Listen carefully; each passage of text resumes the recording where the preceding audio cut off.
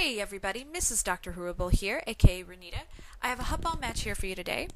I'm going to go over a few ways to be a good supportive team member as a gunslinger currently sab-spec'd. As you'll see, I head straight to the top of the rafters to try to get in position to receive a pass or a leap and be able to snipe down targets. It's all about awareness here. In this case, I see your ball carrier is past the rafters. The fire is down and I cross it to follow the ball carrier from the top. The ball carrier leaps up and I continue to run ahead past the next fire and start down the ramp. I'm told by my team to stop and come back for a pass. Now in a pug match, you really need to be constantly panning your camera back to make sure you don't outrun the ball carrier and assist them with stuns, slows, DPS as needed. So I come back to check on the ball carrier who crosses the final fire safely, so then I run down the ramp to get to the end zone, receive a pass, and score. I then head up the ramp, see we have the ball, and set up camp at the top of the ramp again to be ready for a pass or a leap.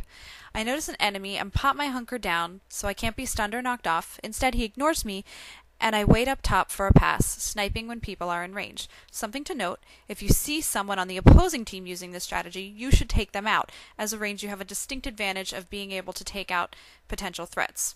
Once I have the ball, I run down the ramp, notice a teammate who is open. I wait for full resolve, pop escape, and pass for the score.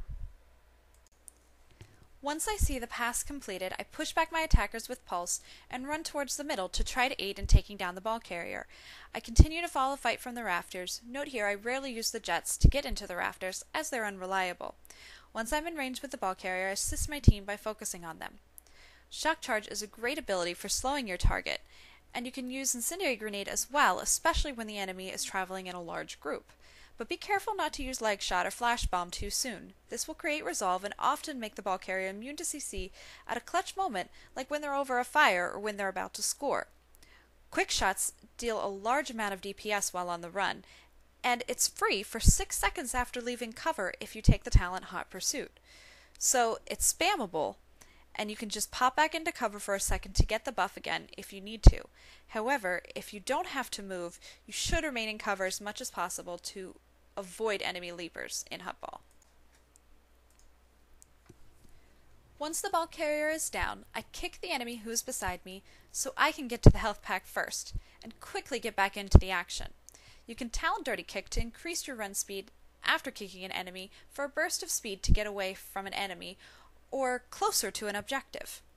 This is a useful talent in the dirty fighting tree, and I flip-flop my spec between using this and taking ballistic dampers in the sharpshooter tree for increased survivability. Once in place, the ball carrier leaps to me and my buddy, and an enemy leaps in from the other side.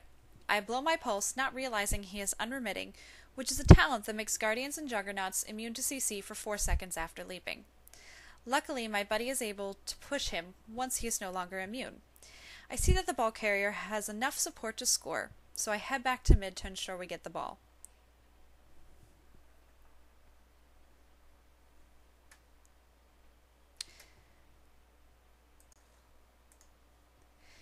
I start to DPS the enemies, but we score before I'm able to kill them, so I flash bomb the enemy closest to the ball spawn before he has a chance to pick up the ball, allowing a teammate to pick it up instead. He uses me as a leap target across the acid as I go around the corner to get to higher ground again. I notice the bounty hunter up here with me, so I take him out quickly. Using hunker down is crucial here to avoid being knocked off or stunned.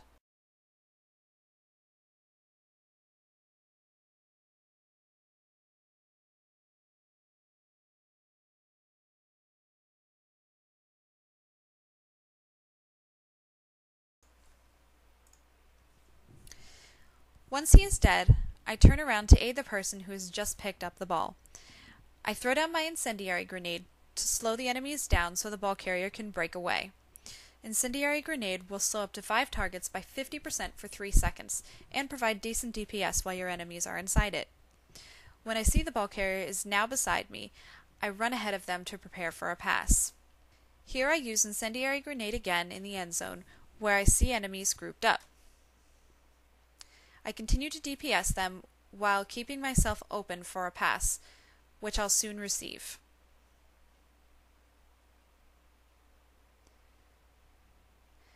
I then wait until my enemies give me a full resolve bar.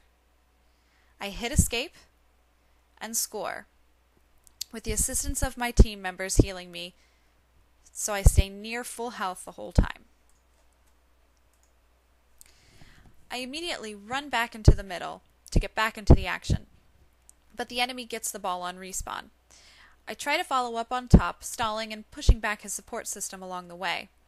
At this point, it's important to pick your battles. Do you need to take out a healer, or can you just CC them or push them out of range? Or do you need to stay back and control mid in order to ensure your team gets the ball on respawn? You should always DPS smarter, not harder.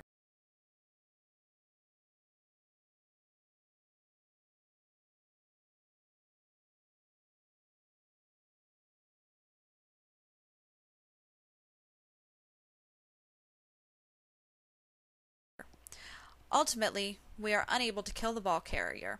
The other team scores, and I soon fall in battle.